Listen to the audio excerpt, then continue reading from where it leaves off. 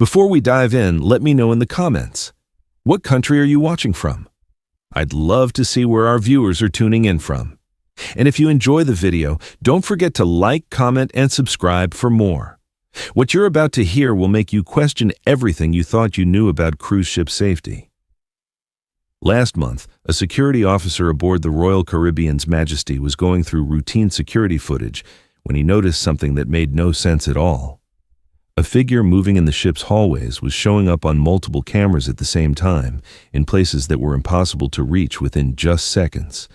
But that wasn't even the most unsettling part. When supervisors reviewed the footage, they saw that this figure left no reflection in the glass it passed by. Its strange, jerky movements were so disturbing that many experienced workers refused to take night shifts afterward. The recordings were locked away and labeled as classified, but not before copies were made. Tonight, I'm sharing 11 accounts confirmed by cruise ship workers who witnessed things they were required by maritime law to report, yet were told by company policies to ignore. These aren't rumors or silly passenger complaints. These are stories from trained staff with years of work at sea, people whose jobs rely on accuracy and professionalism. What they saw in the shadows of these giant ships will make you rethink every cruise ad, every vacation brochure, and every promise of an easy ocean escape. Because the truth is, when you're hundreds of miles from shore, with thousands of strangers, with nothing around but endless water, you aren't just far from help. You're stuck with whatever else might be traveling with you.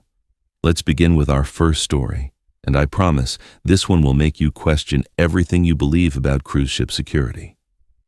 Marcus had been working cruise ship security for 8 years, but nothing in his training prepared him for what he saw on the Ocean Majesty during a regular Mediterranean trip.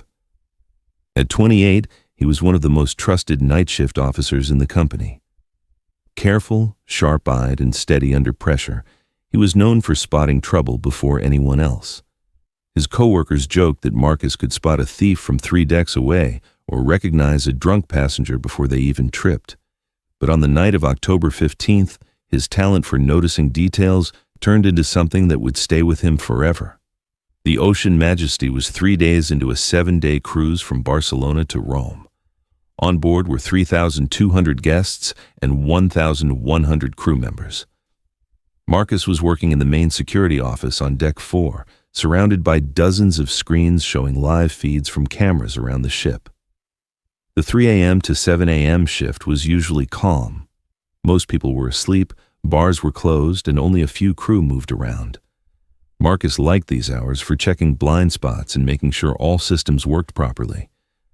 At exactly 3:17 a.m., Marcus spotted motion on camera 47, which looked out on the portside deck of level 7.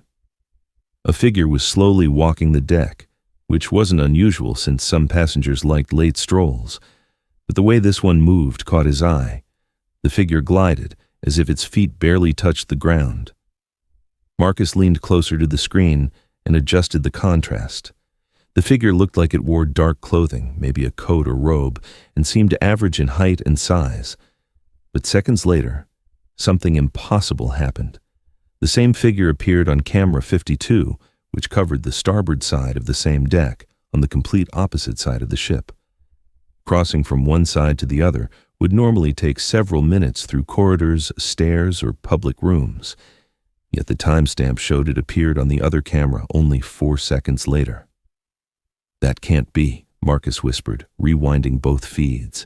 Even sprinting, nobody could cross the ship that fast.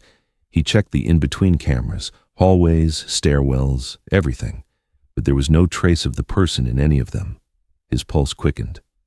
At 3:22 a.m., the figure appeared again, this time on camera 31, by the main pool area on deck 11, 4 levels above. Marcus quickly checked every possible camera for stairways, elevators, and service corridors. Nothing. The figure had somehow jumped 4 decks without being caught on any other feed. Then Marcus saw the part that made his stomach drop. As the figure moved past the pool deck's tall glass barriers, he realized with dread that the glass reflected the pool lights, chairs, and even water ripples, but not the figure at all. Marcus reached for his radio to call his supervisor, Chief Security Officer Patricia Hendress, but froze. How could he explain it? Who would believe that someone was appearing and vanishing like a ghost through the ship? Instead, he started taking screenshots and writing down the exact times. Over the next hour, the figure showed up on 17 cameras across the ship. The dining hall, the casino, the theater, and even crew-only areas that needed keycards. Each sighting lasted less than a minute, and each time the figure moved with the same strange glide. More disturbing, it sometimes seemed to know where the cameras were, turning to stare right into the lens before disappearing. At 4:33 a.m., Marcus decided he couldn't keep it to himself anymore. Patricia arrived minutes later in her pajamas, calm but alert. Marcus showed her the screenshots and explained what he had seen. At first doubtful, Patricia's face grew serious as she studied the footage. "Show me the live feeds," she said firmly, taking a seat beside him. They watched in tense silence for 20 minutes. Then, at 4:55 a.m., the figure appeared again on camera 18 in the ship's chapel on deck 5. This time, both Marcus and Patricia saw it together. The figure stood motionless in the chapel for nearly 2 minutes, longer than any other sighting. As they stared, other cameras started showing strange glitches. Lights flickered in empty halls, elevator doors opened and closed on unused floors, and worst of all, some feeds briefly showed rust and water, damage on walls Marcus knew were freshly painted. "Get me the maintenance logs," Patricia whispered. "I want to see every accident and every record of this ship." Marcus pulled up the files while Patricia kept watching. Suddenly, multiple cameras began showing the figure at the same time in different places across the ship. At 5:02 a.m., it was visible in 3 feeds at once. The logs revealed a dark history. The Ocean Majesty, built in 1987, had been made using salvaged parts from an older ship, the Mediterranean Star, which burned and sank in 1962, killing 14 crew members. The salvage included decorations, furniture, and even parts of the original security system. As dawn neared, the sighting slowed, and by 6:30 a.m., the figure was gone. Marcus and Patricia tried to review the recordings, but every file from that night was corrupted. Screenshots Marcus saved were static. Timestamps showed no unusual activity. Patricia immediately called the captain and corporate security. A team of specialists boarded in Naples, spending 2 days checking cameras and equipment. Their report said it was a system malfunction from electromagnetic interference caused by a solar storm. Marcus was quickly promoted to day shift supervisor, a job he never left. Patricia retired 6 months later. The Ocean Majesty later had its security system replaced, but workers still whispered about strange things at night. Marcus now works hotel security in Miami, but sometimes he wakes in a cold sweat, remembering how that figure drifted through every shadow of the ship. He has never told anyone outside his family the last detail that haunts him most. Just before it vanished from the chapel, the figure turned toward the camera. For a split second, Marcus saw its face clearly. A man in his 30s, dressed in a 1960s crew uniform, with eyes full of terror, like someone who had died in fear and never found peace. The Ocean Majesty still sails the Mediterranean today. But if you're ever on board during a night crossing, look closely at the reflections in the glass. Remember, some passengers never really leave. Let's move to our second story, and this one will make you question the very nature of reality aboard these floating cities. Isabella Martinez had been a cabin steward for 12 years, but her time on the Caribbean Princess tested everything she believed about her work. At 35, she was known as one of the most reliable staff in the fleet, praised for her detail and care.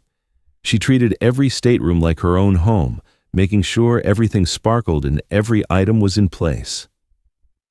On a 7-day Caribbean cruise in November, her sharp eye led her to discover something that logic couldn't explain. The Caribbean Princess had left Fort Lauderdale bound for stops in Cozumel, Jamaica, and Grand Cayman. Isabella was in charge of Deck 9, cleaning 32 rooms on the port side. Her daily routine was the same: start at 8 a.m., finish by 3 p.m. She knew these rooms so well that she could list each quirk: the stiff balcony door in 9024, the weaker shower pressure in 9031. On Tuesday morning, her third day, she went to room 9042. The passenger list said it belonged to Margaret Whitmore, a 73-year-old widow from Oregon traveling alone.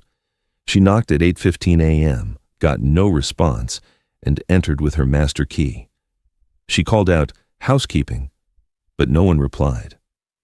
Inside, the room looked lived in. The bed was messy, clothes were out, wet towels in the bathroom, and on the small table sat a crossword puzzle with a pen, as if paused mid-game. The closet held several outfits, and a formal dress lay out for the evening. The nightstand had prescription bottles, glasses, and a romance novel halfway read. But Isabella felt uneasy. Things were too neat, too arranged. The toiletries were placed with exact spacing, and the closet clothes hung evenly apart. It felt staged, not lived in. She finished cleaning but couldn't shake the feeling. That evening, she asked guest services about Mrs. Whitmore. Maria, the supervisor, checked the system and looked puzzled. "There's no Margaret Whitmore," she said. "Room 9042 is unoccupied." Isabella froze. That was impossible. She had cleaned it herself and seen the belongings. Maria double-checked the system, even calling the main office, but it was the same. No guest, no payment, no record. She told Isabella it was probably a computer mistake. The next morning, Isabella returned to 9042. Again, no answer at the door. Inside, the room was unchanged. The same items, the same strange neatness. But this time, she looked closer. The pill bottles were for real medications, but the dates were from 1987, and the pharmacy label was from a town she'd never heard of. The novel on the table looked decades old, with yellowed pages and a worn cover. In the closet, the clothes were in perfect condition, but the styles were from the 1980s, with tags from stores long out of business. The crossword puzzle was from a November 15th, 1987 newspaper, exactly 36 years ago to the day. The handwriting was an old-fashioned style like her grandmother's. Shaking, Isabella finished cleaning but rushed to her supervisor, Carmen. She begged her to come see. Carmen followed, and inside, her face grew grim as she studied the belongings. "I've never seen anything like this," she admitted. Carmen called Chief Security Officer David Park, who brought the manifest and confirmed 9042 was unassigned and no record of Whitmore existed. "This isn't a prank," Park muttered. "These things are real." He placed a hidden camera outside the room and a sensor inside to track movement. For 2 days, Isabella kept cleaning. The room stayed the same. Then on Friday morning, she entered to find something new. A handwritten note in the same careful script. It read, "Thank you for taking such good care of my room, dear. I know you've worried, but I'm where I need to be. Some journeys never end, and some passengers never leave. The sea has been my home longer than you know. Please don't fear. I mean no harm. I just wanted one more cruise. Margaret." Isabella screamed, and security rushed in. The note was bagged as evidence and the room sealed. When the ship returned to Fort Lauderdale, corporate security boarded. They discovered that yes, Margaret Whitmore had once sailed on the Caribbean Princess on its maiden voyage in November 1987. She had been 73, traveling alone in room 9042, and had vanished on the last day. Her body was never found. The room's belongings were later removed but mysteriously vanished in storage. Room 9042 was eventually locked permanently with the official claim of structural issues. Isabella soon transferred to another cruise line, but she never forgot the letter's handwriting or how the room felt both empty and full. She still works as a steward, but wonders how many guests might still be sailing on journeys that never finish. The Caribbean Princess still runs Caribbean routes, but room 9042 remains sealed. Some passengers say they hear faint noises from that part of Deck 9, the sound of paper turning, a pen scratching, or the quiet humming of an old song from a time when the line between passenger and ghost was still unclear. Our third story comes from someone who thought he understood every danger that could lurk in the waters around a cruise ship. But he was about to discover that some threats don't come from the ocean, they come from within it. Ryan Mitchell was 24 years old and working his first contract as a night lifeguard aboard the Harmony of the Seas, one of the largest cruise ships in the world. Fresh out of lifeguard school and excited to see the world, Ryan had quickly taken the offer from Royal Caribbean. The job seemed perfect. Good pay, travel, and easy work since the pools closed at 11 p.m. His main duty from midnight to 6 a.m. was making sure the pool areas stayed secure and checking safety equipment. The Harmony of the Seas had many pools, including the main deck pools on 15, the adults-only solarium pools on 11, and the suite pools on 17. Ryan made his rounds every 2 hours, checking water temperature, chemicals, and gear. It was quiet, solitary work that let him enjoy the ship's stillness at night. For 3 weeks, nothing unusual happened. But then one Tuesday night, during a 7-day trip in calm seas between Cozumel and Jamaica, Ryan had an experience that changed how he saw water forever. At around 2:15 a.m., he was checking the main pool when he saw ripples on the surface. This wasn't unusual. The ship's motion often caused small waves. But these ripples were different. They moved in circles, like something large was rising from the deep end. Ryan stepped to the edge and stared into the water. The underwater lights gave off a blue glow, bright enough to see every tile on the bottom. The pool was completely clear. No debris, no broken machinery, nothing that could explain the ripples. He checked his watch. 2:17 a.m. Ryan wrote down the odd movement in his logbook and moved toward the hot tubs. But before he reached them, he heard something that froze him where he stood. The clear sound of someone swimming filled the air. The steady splash of arms pushing through water, the strong kick of legs driving a body forward, the sharp breaths between strokes. Ryan turned quickly toward the main pool. The water was completely calm, shining like glass under the deck lights. But the swimming sounds kept going, louder and sharper. He could even hear the breathing grow heavier, as if the swimmer was pushing too hard, close to struggling. The splashing turned rough, almost desperate, like someone fighting to stay up. "Hello?" Ryan called out, his voice echoing over the empty deck. "The pool is closed. You need to get out now." The sound stopped at once. The silence after was so deep that Ryan heard his own heart pounding. He grabbed his flashlight, shining it across the pool area, checking every shadow and corner. No one was there. The deck was empty. Ryan's training kicked in. He quickly radioed security.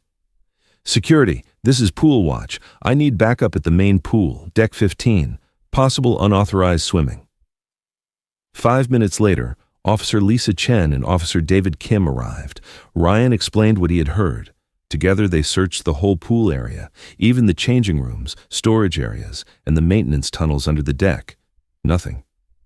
"Might have been sounds echoing from somewhere else," Chen said. "Ships carry sound in strange ways, especially at night." Ryan nodded, but he wasn't sure. He had worked pools for 6 years, first as a lifeguard at a city pool, then at resorts. He knew the sound of swimming. This wasn't echoes. Someone had been in the water. The officers made their report and left, but Ryan stayed unsettled. He decided to patrol near the main pool for the rest of his shift, checking it more often than normal. At 3:45 a.m., it started again. Ryan was at the lifeguard station when the sounds came.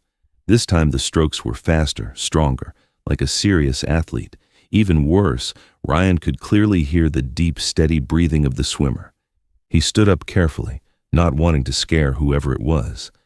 He moved toward the pool edge, flashlight ready but still off. The sounds came from the far end, near the diving section. Water lapped at the pool's edges, moving as if someone were swimming. But when Ryan leaned over and looked down, what he saw made his mind reel. The water moved in perfect patterns of swimming, waves rolling, small whirlpools, yet no body was there. The pool was empty. Still, the water churned as if someone was in it. Ryan switched on his light. That's when he noticed a line of bubbles rising to the surface. They traced a perfect path, just like someone underwater holding their breath. But there was no swimmer. The bubbles reached the shallow end and stopped. The water stilled, then suddenly broke, splashing like someone had just come up for air. Ryan even heard the gasp, but nothing appeared. This Isn't possible, Ryan whispered, backing away. Then came the sound that froze his blood, wet footsteps on the deck walking away toward the changing rooms. He spun with his light, following the sound. And there they were. Wet footprints, clear as day, bare feet pressing into the deck, toes, arches, heels. But they faded in and out as if half-formed. Ryan's radio crackled. "Pool watch, this is security. We're hearing strange sounds from your deck. Everything all right?" Ryan hesitated. How could he explain this? "Security, I need you back on deck 15. I can't explain what's happening." This time, Security Chief Martinez himself came, with 2 more officers and a maintenance lead. Ryan showed them everything, including the footprints still wet on the deck. Martinez studied them, snapping photos. "These are real," he said firmly, "but I don't understand. How did anyone get in and out? Every entry point has cameras. Maintenance Chief Carlos Ruiz checked the pumps, filters, and system. Everything's normal," he said. "Water flow, temperature, chemicals, all fine." Martinez made the call. "Drain the entire pool. If someone's sneaking in, we'll find out. This is serious." By morning, the pool was empty. Every inch checked. No hidden doors, no faults, nothing. The next evening, as they began refilling, Ryan dug through old ship records in the crew library. What he found shook him. A newspaper clipping from 1998 told of a tragedy aboard the Harmony of the Sea's older sister ship. A 26-year-old swimmer, Michael Torres, had drowned in the pool on a night crossing between Cozumel and Jamaica. He'd gone in after hours for training. Cameras caught him entering at 2:15 a.m., but never leaving. His body was found the next morning. The worst part, the coroner said Torres drowned for no clear reason. He was an Olympic-level swimmer with no health problems. Cause, unexplained drowning. After that, cruise ships tightened pool security. Ryan realized the time matched his first experience exactly, 2:15 a.m.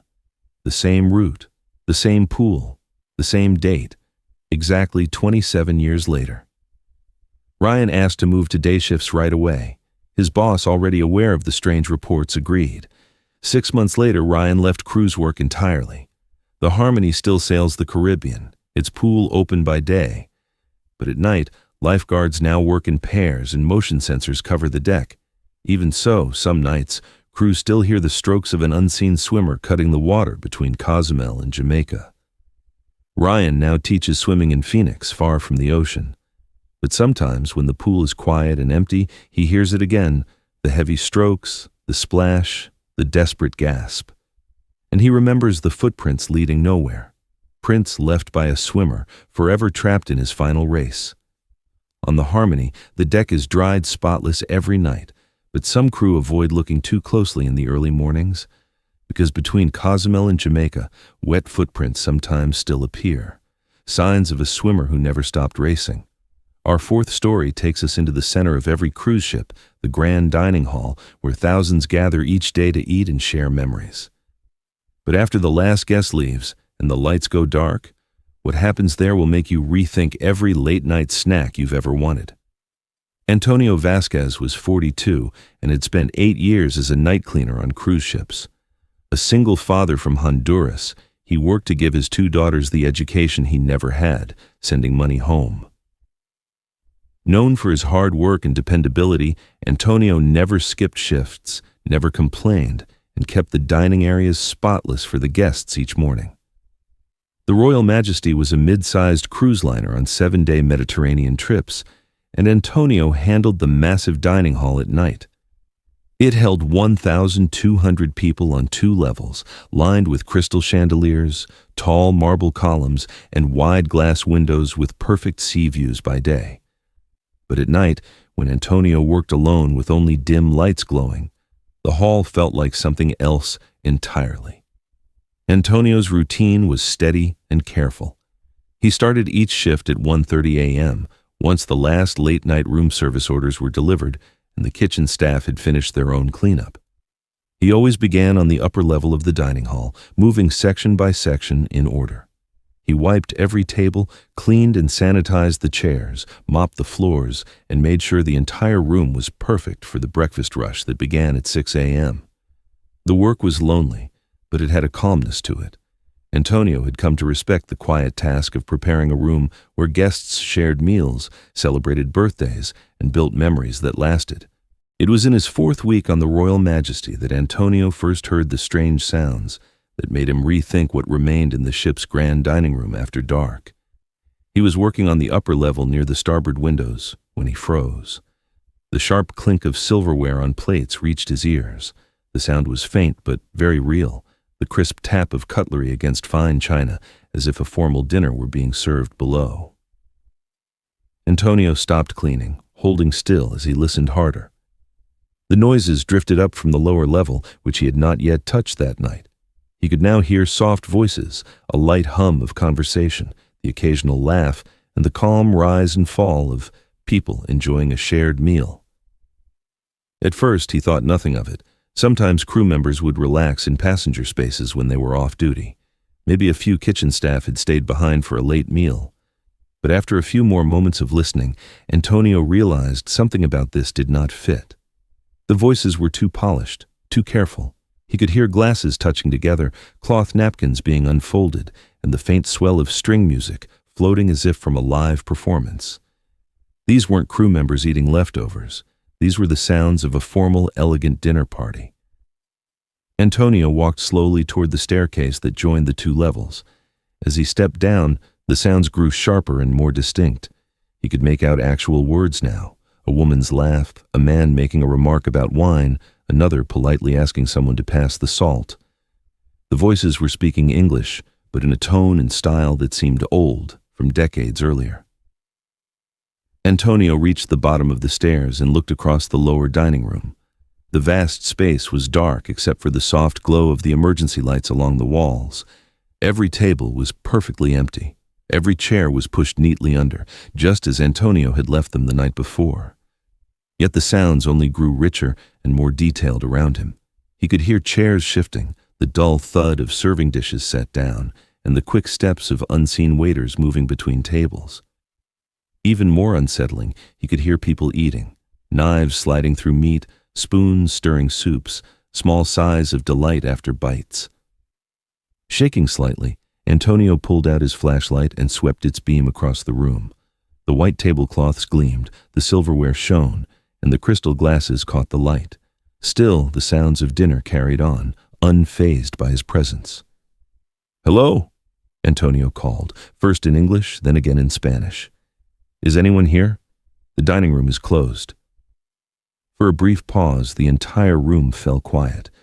It was as if the invisible diners had actually heard him and were deciding whether to answer.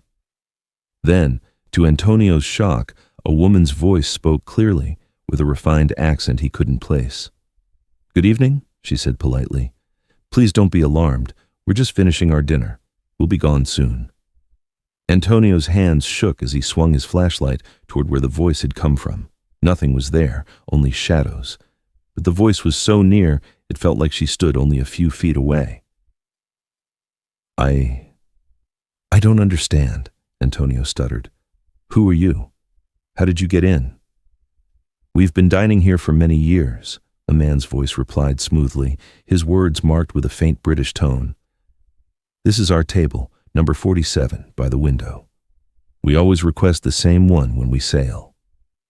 Antonio turned his light toward the windows.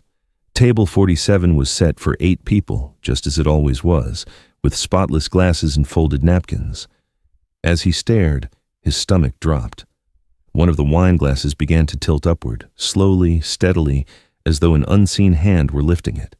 It floated several inches high, paused like someone was taking a sip, then settled gently back onto the table. Antonio's breath caught. This can't be real," he whispered. "Nothing is impossible at sea," the woman's voice replied calmly, as if to comfort him.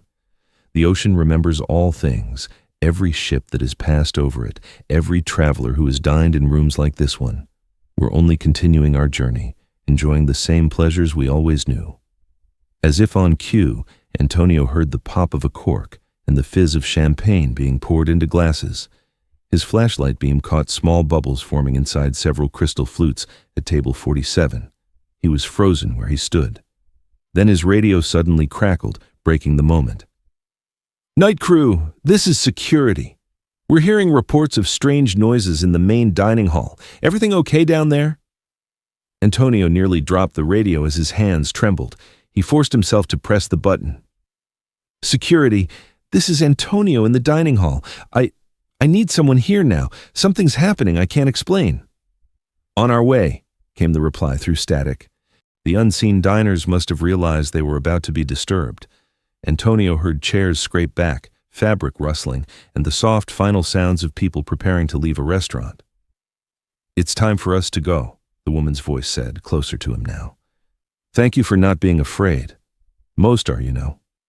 "Wait," Antonio called quickly. "Who are you? What ship are you from?" A man's voice answered, fainter now as if fading into distance. "The Britannia. We sailed from Southampton in 1952. Such a fine crossing it was, until the storm." Antonio's body tensed. He knew enough about ship history to understand. The Britannia was a luxury liner lost in the North Atlantic in 1952 during a violent storm. More than 400 people had died, many of them last seen in the ship's grand ballroom during dinner. When security officers Rodriguez and Chen arrived moments later, the dining hall was silent. The voices, the music, the clinking, all gone. Antonio walked them through the room, pointing nervously at table 47 and telling them everything he had seen and heard. They searched carefully, and to Antonio's relief, they found proof. Several of the wine glasses at table 47 carried traces of champagne, even though no drinks had been served there for more than 8 hours. "It could just be condensation," Officer Rodriguez said, though his voice did not sound very sure. The glasses were set out in a way that matched a formal dinner, and the smell was clearly that of expensive champagne. Security Chief Williams arrived not long after, bringing the ship's hotel director and the food and drink manager with him. They carefully checked the whole dining hall, making sure every entrance was secure and also looking over the camera recordings. The footage showed Antonio walking into the dining hall alone at 1:30 a.m. and working normally until about 2:15 a.m. when he suddenly stopped cleaning and seemed to be listening to something. The video then showed him heading toward the lower level and even speaking as if he was talking to someone, though the space appeared empty. The most troubling part was that the audio from the cameras had also captured faint noises at the exact time Antonio had described. The sounds matched what one would hear at a fancy dinner, voices with polished accents, along with the clink of cutlery and glass. The ship's historian, Dr. Sarah Mitchell, was asked to look into the mention of the Britannia. Her research showed that the Royal Majesty had been partly built using materials salvaged from several older ships, including furniture and decorative parts from vessels that had sailed the North Atlantic in the 1950s. Some of those items had even come from ships owned by the same line that once operated the Britannia. "Sometimes objects can hold on to memories of the people who used them, Doctor," Mitchell explained to the ship's senior staff. In the stories of the sea, there are endless tales of ships carrying the spirits of passengers from earlier vessels, especially when materials are reused in new construction. Antonio was quickly offered a move to the day shift, which he accepted right away. He never worked alone in the main dining hall again, but after his transfer, other crew members who worked nights began to report the same strange events. The sounds of an elegant dinner party were sometimes heard, always between 2 and 3 a.m., and always focused around table 47. The cruise company eventually decided to quietly remove table 47 from service and replaced it with a large decorative plant. Still, crew continued to hear the faint sounds of a meal being served, and once in a while, passengers would mention hearing lovely music drifting from the dining hall during late-night walks on the promenade deck. Antonio finished his contract on the Royal Majesty, but never worked on cruise ships again. He returned to Honduras, where he now runs a small restaurant in his hometown, serving home-style meals to families. But sometimes, after closing time when the restaurant is quiet and he is cleaning tables for the next day, Antonio remembers the voices of the Britannia's passengers. He wonders if perhaps out there, across the endless ocean, dinner parties are still being held in places that no longer exist, seen only in memory and moonlight. The Royal Majesty still sails its Mediterranean routes, and the main dining hall still serves thousands of travelers each week. But the night cleaners now always work in pairs, and Table 47 has never been put back into use. Because some dinner gatherings, it seems, are meant to continue without end, and some passengers never truly finish their final meal.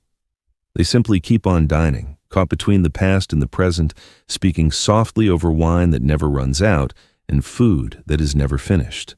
Our fifth story will take you into the hidden working parts of these huge ships, where the very systems that move people safely between decks can also open into something far more terrifying than anyone could imagine. Derek Sullivan was 31 years old and had been working as a ship maintenance engineer for 7 years. He specialized in elevator systems, making sure the many passenger and crew elevators on the Ocean Paradise stayed safe and reliable. His skills were vital. With more than 4,000 people on board relying on the elevators every day, any problem could mean safety risks or endless complaints. The Ocean Paradise was an enormous vessel with 18 decks and several elevator banks spread across the ship. Derek's daily routine included checking each elevator, looking at the parts, running computer tests, and fixing any issues reported by passengers or crew. He took pride in his spotless safety record, and there had never been a breakdown he couldn't repair with his careful work and solid knowledge. But during one routine crossing from Miami to Barcelona, Derek came across an elevator problem that would shake everything he thought he understood about the ship's design. It started one Wednesday morning when guest services began hearing complaints about elevator bank C, located in the middle of the ship on the starboard side. Guests were saying the elevator was stopping at floors that didn't exist, and even showing deck numbers that weren't on the ship's layout. Elevator C3 keeps opening at deck 13, one frequent guest, Mrs. Henderson, said. But this ship doesn't have a deck 13. It goes straight from 12 to 14, like most ships that avoid the unlucky number. Derek at first thought the passengers were just confused or that the floor display was glitching. Almost all cruise ships skip deck 13 in their numbering for superstitious reasons, so he figured the indicator was simply showing the wrong number.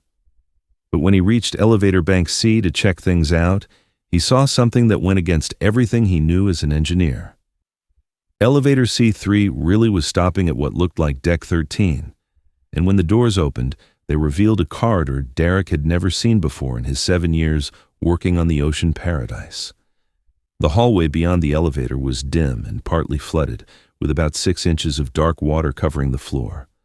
Rust stains ran along the walls and clumps of seaweed were hanging in places. The air that came through the open doors carried a heavy smell of salt water and rot. Stranger still, the hallway didn't even match the style of the rest of the ship. The fixtures were older, the carpet was a different design, and the panels on the walls looked like they belonged to a much older vessel. Derek stepped forward, his waterproof boots making small splashes in the ankle-deep water. The corridor stretched out in both directions, lined with old stateroom doors marked with numbers in the 1300 series, 1301, 1302, 1303, continuing a sequence that should not even exist on a ship with no deck 13. As Derek walked further, he noticed the water seemed to be moving like a current, carrying bits of floating debris with it. Small pieces of wood, clumps of seaweed, and scraps of material that had no reason to be inside a cruise ship drifted past him. Derek tried to call the engineering office on his radio, but all he got was static.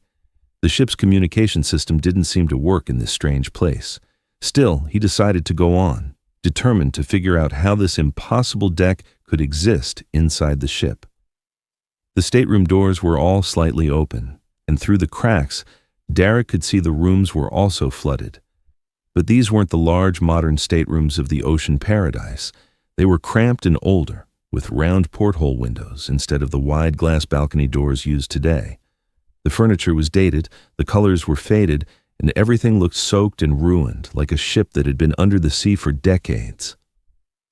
At the far end of the hall, Derek found a stairwell leading both up and down. The metal steps were rusted and dripping with water, making sharp echoes in the strange silence. Even though he knew he shouldn't, Derek decided to head down to the lower level. What he found there unsettled him even more. The water was deeper now, rising almost to his knees, and it was darker, filled with floating debris. The hallway here was lined with crew quarters, plain and functional rooms that were completely unlike the crew spaces on the modern ocean paradise. Through the open doors, Derek could see bunk beds, metal lockers, and belongings that looked like they were left behind in a hurry. But it was what he found inside that truly made his skin crawl. On a soaked desk in one of the small crew rooms, he discovered a ship's manifest dated 1962. It listed the names of crew members for a vessel called the Mediterranean Star. The document was printed in several languages and carried the official seal of a shipping company Derek remembered reading about in maritime history books. That company had gone out of business in the 1960s after a series of tragic accidents, and storms sank several of its ships. Derek quickly took photos of the manifest with his waterproof work phone, but when he checked the images, they were unreadable. Every picture showed nothing but static and distortion. The camera seemed unable to capture anything from this strange and impossible place. As Derek kept moving deeper into the passageways, he began to hear sounds that made his blood run cold. From somewhere further down the flooded halls came the noises of people moving in water, splashes, footsteps, and voices crying out in distress. He also heard the groaning of metal as if the entire ship was under terrible strain. The sounds grew louder and closer, and Derek quickly realized he was not alone on this hidden deck. His heart racing, he turned back toward the stairwell, desperate to return to the elevator. But when he reached the level where he had first entered, nothing was the same. The hallway looked different, with room numbers that did not match, water at a different depth, and most terrifying of all, no elevator doors. Fear began to overwhelm him as he understood he might be trapped in this nightmare. He tried every door along the passage, hoping to find another way out. But each room only led to more flooded quarters, more ruined furniture, and more proof that he was walking through the remains of a ship that had sunk long ago. Just as panic was taking over, Derek heard the familiar ding of an elevator arriving. Following the sound, he finally reached elevator C3, its doors sliding open to reveal the normal, dry interior he knew so well. He rushed inside and hit the button for Deck 5, where the engineering office was located. But as the elevator began to rise, Derek noticed something that shook him even more. The floor display clearly showed they were ascending from Deck 13, passing through levels that were not part of the ship's official plans, before finally returning to the regular decks of the ocean paradise. Shaken, Derek went straight to Chief Engineer Martinez and gave a full report of everything he had seen. Martinez was doubtful until Derek pointed out the water damage on his boots and the white salt stains on his uniform, clear signs he had been in a flooded environment. This led to a full investigation by the ship's senior officers along with specialists from the cruise line's corporate engineering team. What they found was disturbing. The ocean paradise had been built with salvaged parts from several older ships, including large sections from the Mediterranean Star, which had sunk in the North Atlantic in 1962 after massive flooding during a violent storm. To save money, builders had reused parts without keeping detailed records of what came from where. It seemed entire areas of the Mediterranean Star's structure had been built into the ocean paradise, creating strange overlapping spaces that existed somewhere between the past and present. Elevator C3 was immediately shut down and the entire bank sealed for safety. But soon after, other workers began to share their own experiences with elevators stopping at decks that did not exist. Some described doors opening to reveal hallways from ships long gone, ships that had vanished decades earlier. Derek, shaken beyond recovery, requested a transfer off the ocean paradise, saying he could no longer trust its elevator systems. He soon left cruise ship work completely, moving into a job maintaining elevators for a hotel chain, where at least the building stood firmly on solid ground. Yet even now, he is haunted by nightmares of those drowned hallways and the chilling sounds of people wading through black water forever looking for an escape they would never find. The Ocean Paradise still sails the Atlantic, carrying thousands of passengers on its luxury crossings. But Elevator Bank C remains permanently sealed. Some passengers whisper about hearing water dripping behind its closed doors, and workers avoid the shafts when alone, especially at night. Because some ships, it seems, never really sink. They keep sailing on, hidden in the thin space between what was and what is. They carry with them the ghosts of crew and passengers, still trying to finish voyages that ended long ago. The elevator shafts of the Ocean Paradise seem to go deeper than the ship's blueprints ever showed, stretching into places where time itself bends and refuses to let the past stay buried. And sometimes, late at night, when the ship crosses the same waters where the Mediterranean Star sank, passengers swear the sealed elevator doors open for just a moment. Behind them, they see corridors heavy with the smell of seawater, echoing with the voices of lost travelers still searching for their way home. Our sixth story comes from the bridge of a cruise ship where the chain of command is absolute, and the captain's word is law. But what happens when that authority becomes divided against itself in ways that defy all logic and maritime protocol?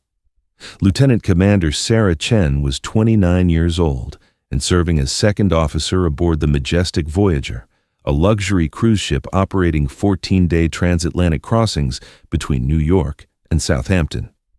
With 8 years of maritime experience and a spotless service record, Sarah was being groomed for promotion to first officer and eventually command of her own vessel.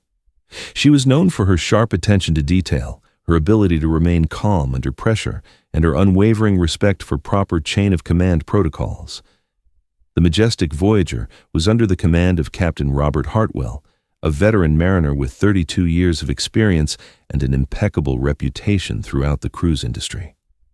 Captain Hartwell was respected by both crew and passengers for his professionalism, his encyclopedic knowledge of maritime law, and his ability to handle any emergency with decisive leadership.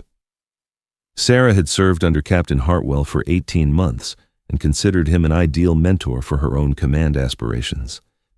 It was during the ship's 6th day at sea while crossing the mid-Atlantic in rough weather that Sarah first noticed something that would shatter her understanding of reality aboard the Majestic Voyager.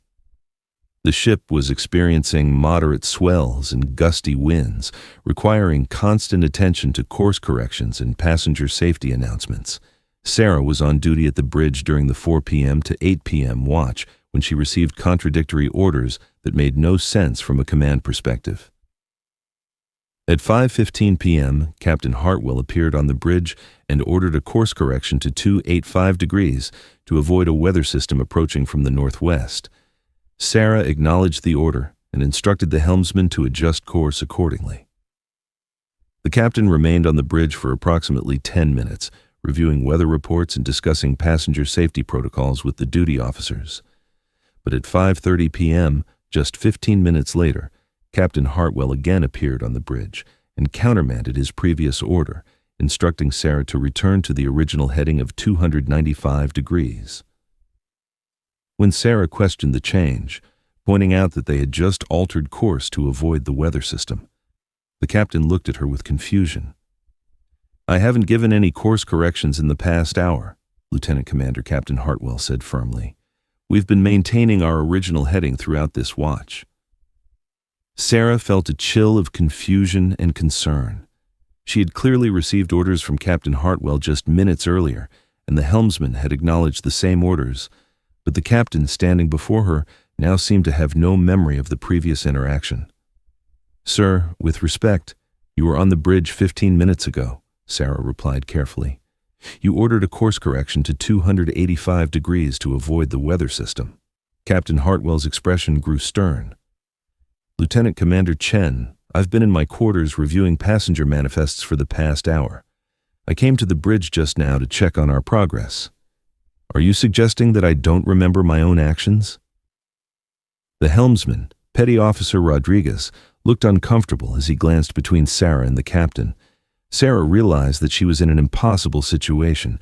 Either she was experiencing some kind of mental breakdown, or something inexplicable was happening aboard the ship.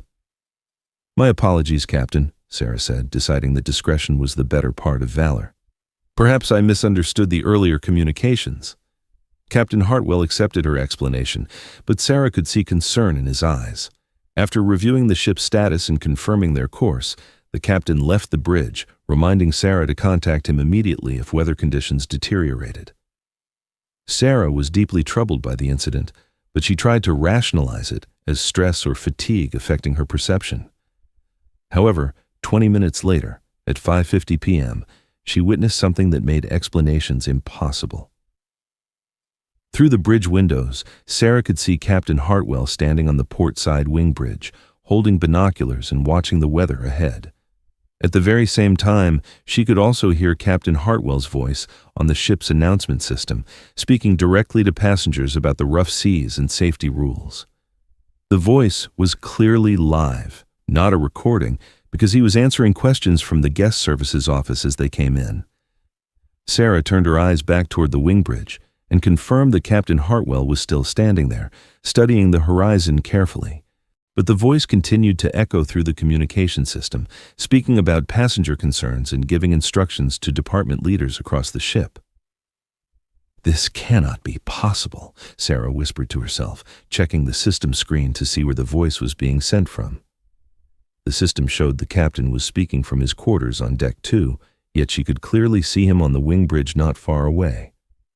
Sarah lifted her own binoculars and aimed them at the figure on the wing bridge. There was no doubt it was Captain Hartwell. She could see the shape of his face, the details of his uniform, and even the small scar on his left hand that she knew had come from an old sailing injury years ago. But the voice on the communication system was also unmistakably his, carrying the same tone, the same style, and the same detailed knowledge of the ship that only the real captain could know. As Sarah stood frozen, the captain on the wing bridge lowered his binoculars and looked directly toward her. For an instant their eyes locked through the glass and Captain Hartwell gave a casual wave of his hand. Without thinking, Sarah waved back, but then her chest grew tight with fear when she realized the captain's voice was still speaking through the system at that exact moment, calmly talking about dinner service arrangements. Sarah quickly called for the ship's head of security, Commander Patricia Walsh, asking for an immediate meeting. When Walsh came to the bridge, Sarah explained what she had just seen, keeping her tone as steady and clear as she could. "I need you to confirm where Captain Hartwell is right now," Sarah said firmly. "I think someone may be pretending to be him." Commander Walsh listened carefully and took the matter seriously. She sent security officers to check the captain's quarters, the communication room, and any other place he could be. The results of the search shocked everyone. Security found Captain Hartwell in his own quarters, slumped at his desk and completely unconscious, though there was no clear reason why. The ship's doctor, Dr. Elizabeth Morrison, was called in to examine him. She found that his body showed normal signs, no injuries, no illness, but his state was like a deep coma with no response. Yet even while the doctor worked over him in his cabin, his voice was still coming from the ship's announcement system, this time giving exact instructions to the engineering crew on how to manage power during the storm. The voice was so real and commanding that no one questioned it, and the crew obeyed. Commander Walsh gave an order to shut down all of the ship's communications completely, and then began a thorough search to find who might be copying the captain's voice. But what they discovered was beyond belief. The ship's cameras showed Captain Hartwell in several places at the same time. He was seen on the bridge giving orders, in the engine room talking with the chief engineer, in the dining hall speaking to the food manager, and in the medical center addressing health issues with Dr. Morrison. All of this was happening at once, and in every case, the man seemed fully real and fully the captain, with his exact mannerisms and way of speaking. The most disturbing detail appeared when Walsh slowed down the recordings. In some videos, the figure of the captain gave no shadow, and in others, his body looked slightly see-through, as though he was not completely solid. At the same time, Dr. Morrison found something even more troubling during her medical tests. The unconscious captain's brain scans showed high levels of activity, the same kind that appear when someone is making decisions and speaking, even though his body did not move. It was as if his mind had separated from his body and was moving freely around the ship, continuing his duties. The situation grew worse when a real emergency struck. A passenger in stateroom 7042 had a heart attack and needed urgent care and possibly a Coast Guard helicopter evacuation. What happened next left the entire crew shaken. Captain Hartwell appeared in the medical bay, helping to coordinate the patient's care. He also appeared on the bridge at the same time, guiding the ship's position for the helicopter. At that very moment, he was also seen in the communications center, speaking directly with the Coast Guard, and in the passenger areas keeping guests calm and organized. Each version of the captain seemed fully aware of everything happening, giving clear instructions that all worked together as if he were one mind in many places. The patient was saved, and the helicopter rescue was carried out perfectly. But the crew now faced the terrible truth that their ship was being commanded by multiple versions of the same man. Meanwhile, the real body of Captain Hartwell stayed unconscious in his quarters.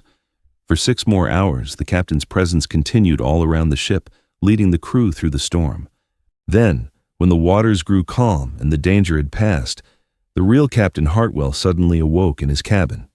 He had no memory of anything that had happened during the missing hours.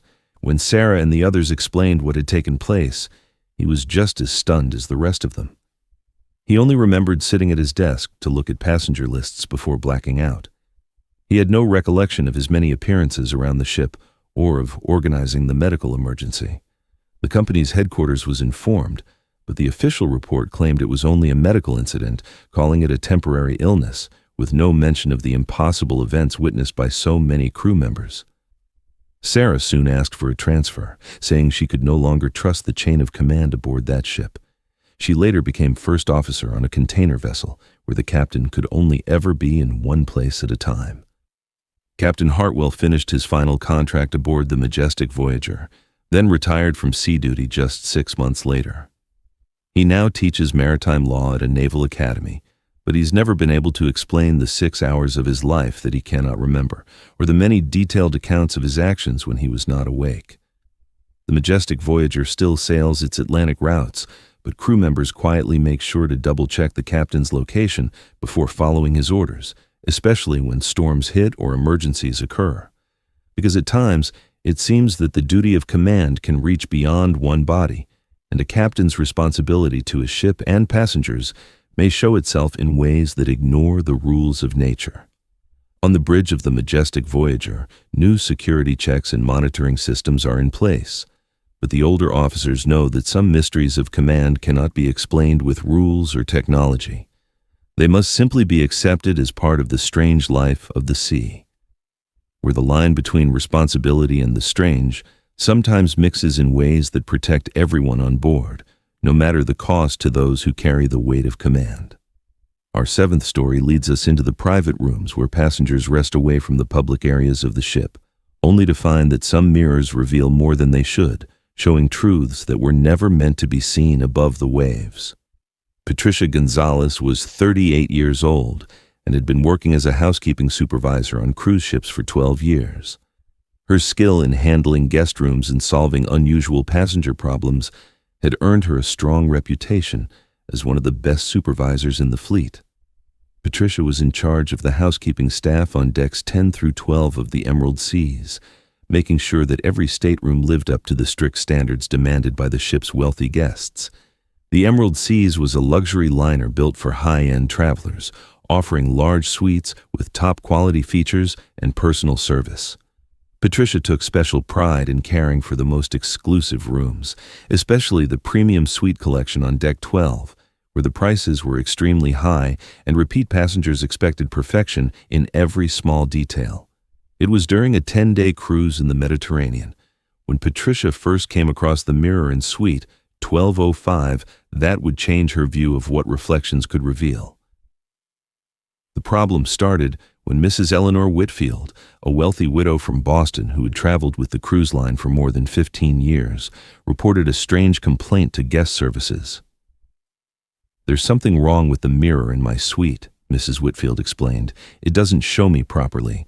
When I look into it, I see other people. People I know, but who should not be there." Patricia thought at first that it must be caused by lighting problems or a warped surface, These were rare but sometimes happened with the large vanity mirrors in luxury rooms. To be sure, she went to suite 1205 herself, taking a maintenance worker with her to check the mirror's frame and lighting. Suite 1205 was among the ship's most elegant cabins, with a wide bedroom, a private sitting room, and a luxury bathroom with a large vanity mirror that covered much of one wall. The mirror was about 6 feet wide and 4 feet tall, decorated with gold leaf trim that matched the suite's classical style. When Patricia looked into the mirror, at first everything seemed fine. She saw her own reflection, the maintenance worker's image, and the room itself reflected as expected. But when she changed the lighting and looked closer at the surface, she noticed odd details that made her uneasy. The reflection seemed slightly delayed, almost as though it was coming from somewhere else instead of being an exact copy. More troubling, Patricia sometimes noticed movements in the mirror that didn't match anything in the room itself. Shifting shadows crossed the walls, and she even thought she saw furniture arranged differently than it was in reality. "Mrs. Whitfield, can you show me what you mean?" Patricia asked once the guest returned. Mrs. Whitfield stepped slowly toward the mirror. "Watch carefully," she said, standing directly in front of it. At first, the reflection appeared normal, but then Patricia saw changes that couldn't be ignored. Mrs. Whitfield's reflection was now dressed in a formal evening gown instead of the casual clothes she was wearing. Behind her, the room in the mirror looked like it belonged to another era, with older furniture and decoration. Then, other figures appeared. An older man in a tuxedo stood behind Mrs. Whitfield's reflected self, and a younger woman in 1950s clothing sat in a chair that didn't exist in the real suite. The figures seemed alive, speaking to each other, though no sound could be heard. At times they looked straight toward the mirror, as if they knew they were being watched. "Do you know these people?" Patricia asked softly. Mrs. Whitfield's eyes filled with tears as she nodded. "The man is my late husband, Charles. He passed away 3 years ago. The woman is my sister, Margaret, who died in 1987. But they look exactly as they did on our first cruise in 1952, when we sailed on the Queen Elizabeth." Patricia felt cold all over.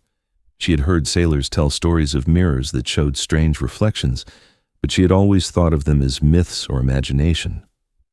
Now, seeing it herself, she realized some objects on ships could act like windows into past times that no longer existed.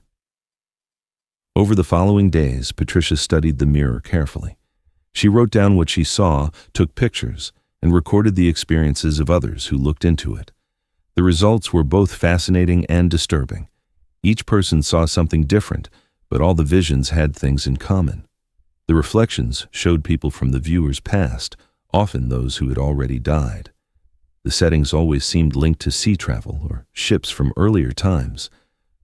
A young German couple saw their grandparents, who had died in World War II, standing on the deck of a vessel that had sunk during the war. A businessman from New York saw his father, who had once worked as a merchant marine, standing in the engine room of a ship that had been scrapped years earlier. The most haunting case was a family with children who saw their relatives who had died in the Titanic tragedy, appearing in the ship's ballroom just before the crash with the iceberg. Patricia informed the ship's senior officers, including Captain Morrison and Hotel Director Stevens. At first, they didn't believe her, but after seeing the mirror themselves, they had no doubts. Captain Morrison stared at the mirror and saw his own father, who had died at sea in 1978, standing on the bridge of his last ship. "This can't be real," Morrison whispered, stepping back. "But I see him as clearly as I see you. He's trying to tell me something, but I can't hear his words." The ship's historian, Dr. Rebecca Martinez, was asked to study the mirror's history. She discovered it came from the Oceanic Star, a famous luxury liner that had sailed the Atlantic between 1948 and 1962. The ship was retired and scrapped, but some of its furniture, including mirrors, had been sold or reused. Dr. Martinez explained that sailors often believed mirrors could hold the spirits of those who looked into them, especially during strong emotional times. If this mirror had seen thousands of passengers over years of voyages, it might have absorbed pieces of their memories and feelings. But the mirror grew more troubling as time went on. Guests reported that the figures were no longer just appearing.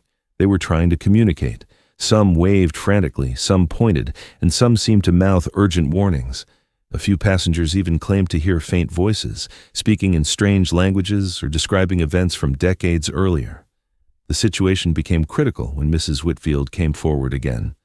She said her late husband's reflection had begun to show her frightening scenes of a ship in danger.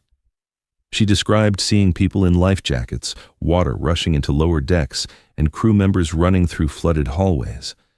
The reflection of Charles pointed urgently toward something she could not see, as if warning of what was about to happen. That same night, the Emerald Seas was struck by a violent storm that no forecast had predicted. Huge waves over 30 feet high pounded the ship, sending furniture flying and injuring several passengers. But strangely, the crew's response was far faster and better coordinated than usual, almost as though they had been warned. Afterward, an investigation showed that many of the crew had indeed been alerted by passengers who had seen warnings in the mirror of Suite 1205. Cameron made his way from the lighting booth toward the stage, following the sound of the performance. As he walked closer, the music grew even clearer and fuller. He could hear the soft swish of costumes, the tap of dance shoes across the stage floor, and even quiet stage whispers as performers gave each other cues during short pauses. When Cameron reached the stage area, he looked out over the large theater. The audience seats were completely dark, but the stage was glowing under bright lights arranged in a pattern he didn't recognize. The performers were dressed in detailed old-style clothing, the men in tuxedos and the women in glamorous gowns that looked like they were from the 1970s. But then Cameron realized something that froze him in place. The people on stage were see-through. Their bodies glowed faintly like light, not solid like living people. Yet they moved so naturally that it looked as real as any live show. Even the orchestra pit below was filled with ghostly musicians playing instruments that seemed to exist in another layer of reality. The show was a huge production, with big dance numbers, stage sets that appeared and vanished instantly, and costumes that changed right in front of his eyes. But what unsettled him most was that there was no audience at all. All 1,400 seats were empty. Yet the performers acted as though they were entertaining a packed house, singing and dancing with full energy. Cameron stood in disbelief as the show went on. The music was both haunting and breathtaking, with tunes that felt almost familiar but impossible to name. The voices were strong, the dancing was complex and perfectly in sync, and the overall quality was beyond anything he had ever seen before. But as he watched, he noticed that the performers seemed aware of him. Several dancers looked directly at him, and one singer in particular seemed to focus only on him, singing with deep emotion as she gestured toward him. Feeling the need to record what was happening, Cameron quickly pulled out his phone. But when he aimed it at the stage, the screen showed nothing but the empty, unlit theater.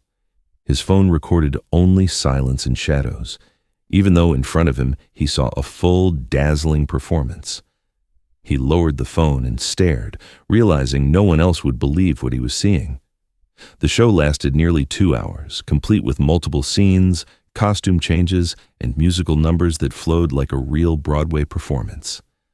Cameron forgot about his morning duties, standing frozen as he watched the most incredible show of his life. Finally, the performance reached its peak. The leading singers gathered at the center, and the entire cast joined in a powerful final number.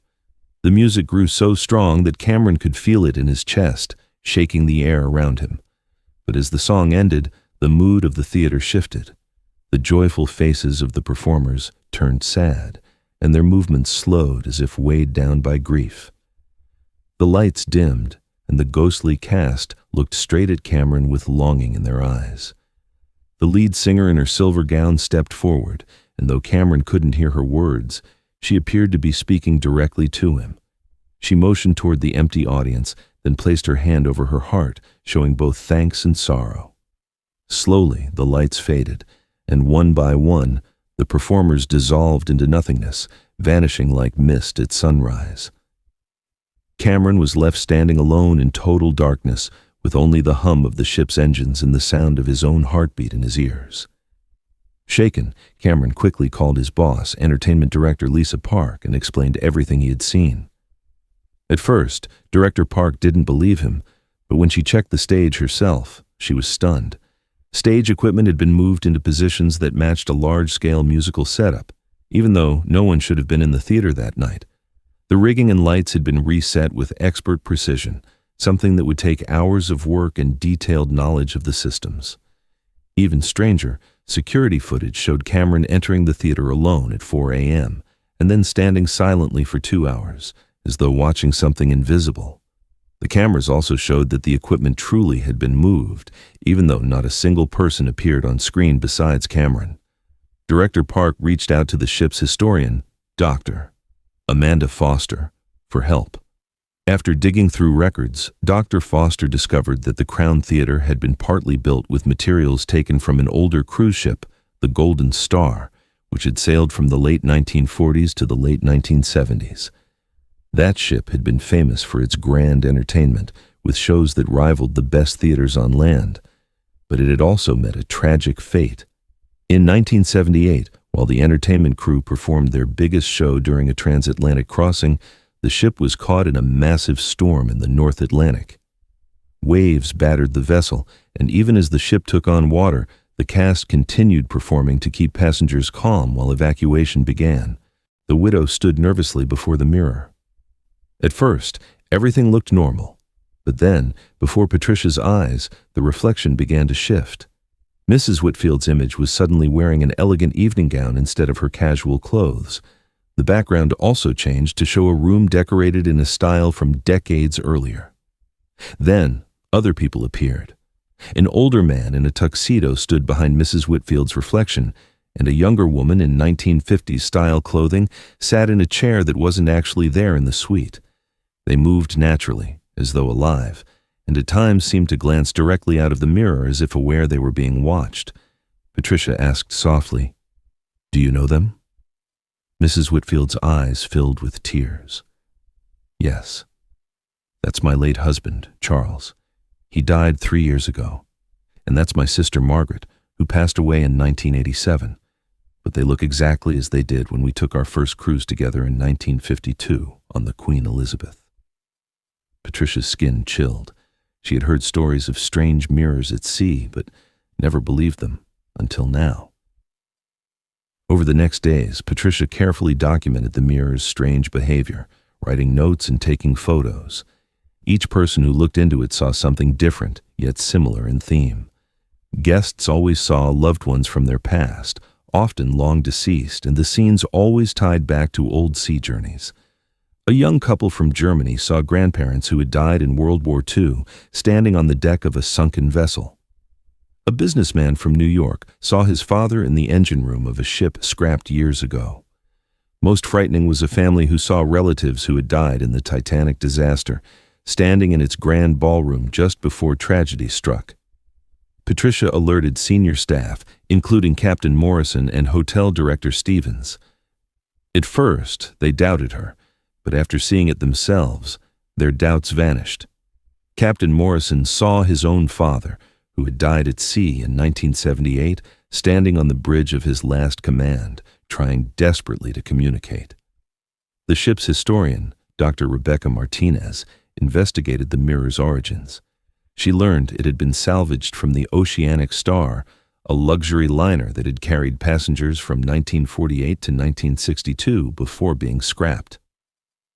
Mirrors at sea have always carried superstitions, Dr. Martinez explained. It was believed they could capture souls, especially during powerful emotional moments. This mirror likely absorbed decades of memories from passengers who once looked into it. But soon the visions grew darker. Figures in the mirror began urgently gesturing, mouths moving as if shouting warnings. Some passengers even claimed they faintly heard voices. The danger became real when Mrs. Whitfield saw her late husband pointing at scenes of a ship flooding, passengers in life jackets, crew running, and chaos everywhere. That same night, the Emerald Seas was struck by a powerful storm that had not been forecast. The ship rocked violently, and several passengers were injured as furniture slid across rooms. Yet the crew's response was unusually fast and well coordinated, almost as if they had known it was coming. Later, it was revealed that several crew members had been warned, by passengers who had seen the coming disaster reflected in the mirror of Suite 1205. Cameron made his way from the lighting booth toward the stage, following the sound of the performance. As he walked closer, the music grew clearer.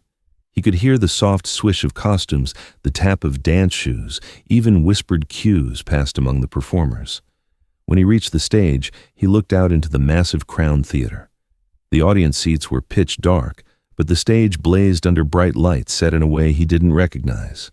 Performers in formal vintage clothing were dancing and singing in grand style. But Cameron froze when he realized they weren't solid. The people on stage glowed faintly, their bodies slightly transparent like mist, yet they moved with the perfection of real actors. Even the orchestra pit below was filled with ghostly musicians playing with precision. The performance was dazzling, with grand sets appearing and vanishing in moments, costumes changing instantly, and large choreographed dance numbers. But not a single person sat in the audience. The cast poured their hearts into performing for empty seats. Cameron stood transfixed. The songs were beautiful, strangely familiar, yet unrecognizable. As he watched, several performers looked straight at him. A lead singer seemed to direct her entire song to him, her eyes filled with emotion. Trying to capture proof, he pulled out his phone, but the screen showed only an empty, silent stage. He lowered the phone and continued to watch with his own eyes as the show stretched on for nearly 2 hours. Finally, the performance built to a grand finale, the music swelling until it shook through Cameron's chest. But instead of cheers, the mood darkened. The cast's smiles faded to sorrow, and they stared at Cameron with longing eyes. The lead singer stepped forward in a silver gown, placing her hand over her heart as if thanking him, then gesturing toward the empty seats. Without sound, she mouthed words he couldn't hear. Slowly, one by one, the cast faded, their bodies dissolving until the stage was empty, leaving Cameron alone in silence. Deeply shaken, Cameron called his supervisor, entertainment director Lisa Park. At first she dismissed it as imagination, but when she inspected the stage, she found equipment had been rearranged with expert skill, matching a large-scale production. Security footage confirmed Cameron had been alone for 2 hours, yet the equipment had clearly moved. Dr. Amanda Foster, the ship's historian, researched the Crown Theater's past. She discovered that some of its stage materials had been salvaged from the Golden Star, a cruise ship famous for its legendary entertainment shows from the late 1940s to the 1970s. But in 1978, during a major performance, the Golden Star was caught in a violent storm. While chaos spread, the entertainers continued performing to calm passengers during evacuation. Sadly, part of the ship collapsed and several performers died in the line of duty. Dr. Foster explained that the ghostly show Cameron saw perfectly matched descriptions of the Golden Star's final performance. The cast seemed locked in an endless loop, forever repeating their last curtain call, bound to the stage by their devotion to their art. Cameron asked for reassignment, never again entering the theater alone. Yet reports continued of stage lights changing and equipment shifting on nights when the ship passed near the waters where the Golden Star went down. An unspoken agreement formed among the staff. If the ghostly cast moved things, they left it untouched. Some came to believe the spirits were not a threat, but a tribute, dedicated artists who refused to stop performing. Cameron later left ship life, working in a Denver theater where shows end with applause from living audiences. Still, he never forgot the haunting beauty of that ghostly performance, or the silver-gowned singer's eyes full of both gratitude and sadness. The Crown Theater remains one of the most famous stages at sea, but those who work there quietly know the truth. Some performances are not bound by life or death. Some shows never truly end, echoing forever in the silent space between memory and eternity. For there are some artists so loyal to their craft that even death itself cannot bring down the curtain. If you enjoyed this story and want to hear more chilling tales from the sea, make sure to give this video a like and subscribe to the channel. Don't forget to hit the bell icon so you'll never miss the next voyage into the unknown. Until then, stay curious, stay safe, and I'll see you in the next story.